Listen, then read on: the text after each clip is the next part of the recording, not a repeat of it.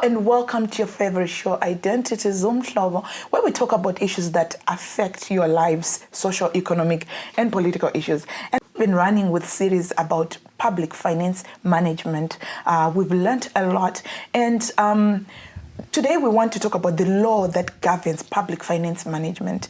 And in the studio today, I'm joined by Mr. Pepukai Chivore, Parliament Budget Office. Welcome, sir, to the studio. Thank you. Thank you for having me. Welcome.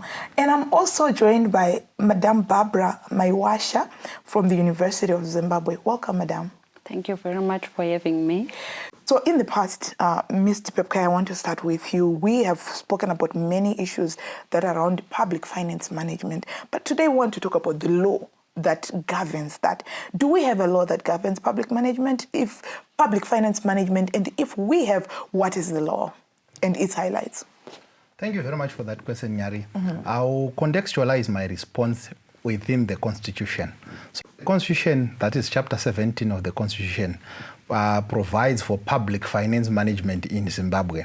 Then if you go to Chapter 17, Sections 298 to Sections 317 of the Constitution. If you go to Section 299 of the Constitution, it provides for an enactment of a particular law that governs public finance management. So that law is the Public Finance Management Act. That was enacted in 2009. That's Chapter 22.19.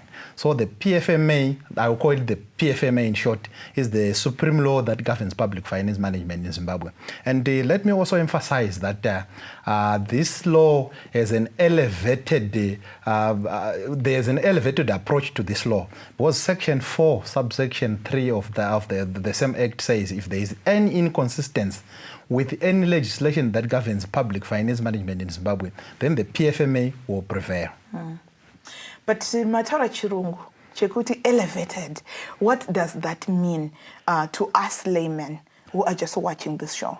The elevated status, the PFMA, if there is any inconsistency, any disagreement between two acts which speak to the same thing of public finance management, then we refer to the PFMA because it is above any other law in terms of public finance management in Zimbabwe. Thank you very much, because it makes us understand better. And what are some of the responsibility that law highlights of the government? There are several responsibilities imposed on the government by the PFMA. I will start with Section 6 of the Act.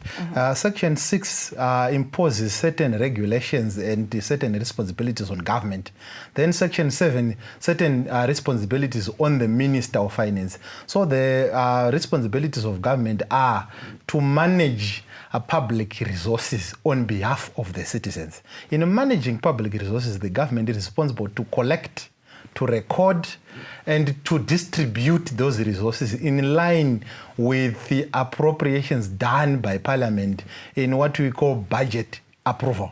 So when Parliament approves the budget, they are agreeing to certain allocations to various government departments. So it's the government which is responsible for allocating those resources. And after allocating those resources, the government has to report to the citizens and to Parliament. So you find that from Section 32 to 38 of the PFMA, there is provision for government reporting, submitting statutory reports through Parliament, telling the people how they have used the funds for. So the government has the responsibility to collect the resources, to manage the resources, to record them, to allocate them, and to report to the citizens on the use of those resources. Amazing. Madam Barbara. Okay, taking from where Mr. Chivore left, I would want to say Zimbabwe, we have a cocktail of legal frameworks that govern public finance management. We have the Constitution, and we also have other legal frameworks, such as the Public Finance Management Act. We also have the Audit Office Act, Chapter 22.18. We also have the Public Procurement Act. We also have different statutory instruments that can be passed from time to time by the Treasury. So these frameworks are important in terms of defining the legal parameters within which fiscal players should perform their functions.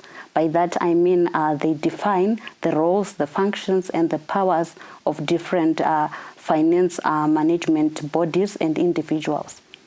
Right. Thank you very much for providing that more kind of insight into that. I want ndimuruva ndimana mazvikokota vefundo tanzwa what Mr. Chivore has said around the issues of the law that govern the management of public finance.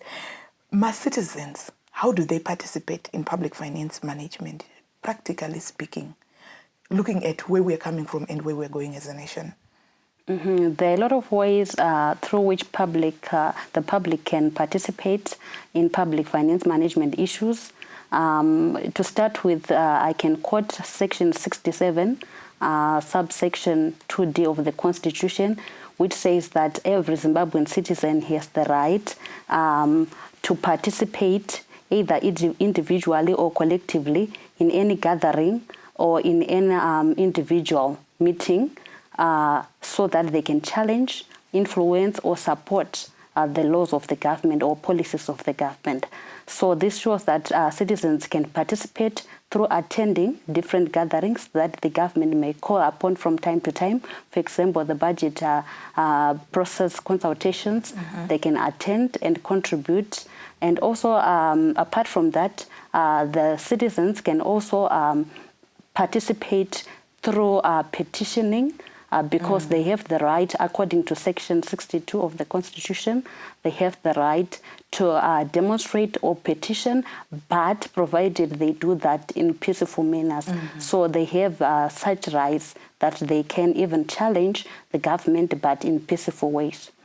Because as we go on this break, I was actually going to ask that how can the citizens use the law to make sure that they participate in this. Maybe we'll talk more about it after this break. Do not go away, stay with us.